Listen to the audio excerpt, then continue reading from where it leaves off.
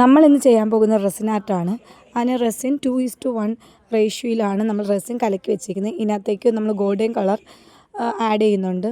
ബാക്ക്ഗ്രൗണ്ടിന് എത്ര നല്ല ഡാർക്ക് വേണോ ലൈറ്റ് വേണോ അതനുസരിച്ച് നമുക്ക് കളർ ആഡ് ചെയ്യാം. ഇത് പൗഡർ ടൈപ്പുള്ളൊരു കളറാണ്. ഇത് നമ്മൾ ഇതിനകത്തോട്ട് ഇട്ടിട്ട് നല്ല രീതിയിൽ മിക്സ് ചെയ്യുക.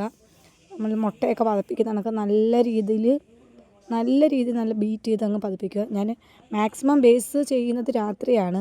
കാരണം പകൽ ചെയ്താൽ അതിനകത്ത് എന്തെങ്കിലും വീഴാൻ നല്ല ചാൻസ് ഉണ്ട്. അതുകൊണ്ട് രാത്രി ഞാൻ ഇതെല്ലാം ഒഴിച്ച് സെറ്റ് ചെയ്ത് വെക്കും. അപ്പോൾ രാവിലെ ആകുമ്പോഴത്തേക്ക് ബേസ് ലെയർ സെറ്റായിരിക്കും. നല്ല രീതിയിൽ ഇങ്ങനെ കളറ് മിക്സ് ആയോ എന്ന് പറഞ്ഞിങ്ങനെ നോക്കണം. നമുക്ക് വേണ്ടത്ര കളർ ആയോ എന്ന് ചെക്ക് ചെയ്യണം. വേണമെങ്കിൽ നമുക്ക് ഇച്ചിരി കൂടെ നമുക്ക് കളർ ആഡ് ചെയ്യാം. മതിയെങ്കിൽ ഓക്കെ. നല്ല രീതിയിൽ ആക്കിയതിന് ശേഷം നല്ല സ്പ്രേ അടിക്കുക. ബേസ് ലെയർ നല്ല രീതിയിൽ സ്പ്രേ അടിക്കുക. സ്പ്രേ അടിച്ചതിന് ശേഷം ഇത് ബബിൾ റിമൂവർ സ്പ്രേ ആണ്.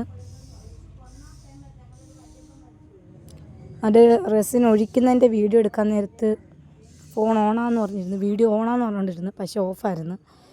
നല്ല രീതിയിൽ ഒഴിച്ചതിന് ശേഷം അങ്ങോട്ടും ഇങ്ങോട്ടെല്ലാം നല്ല രീതിയിൽ സെറ്റ് ചെയ്ത് രാത്രി ചെയ്യുന്നതുകൊണ്ടാണ് വീഡിയോയ്ക്ക് നല്ല ക്ലിയർ കുറവ്.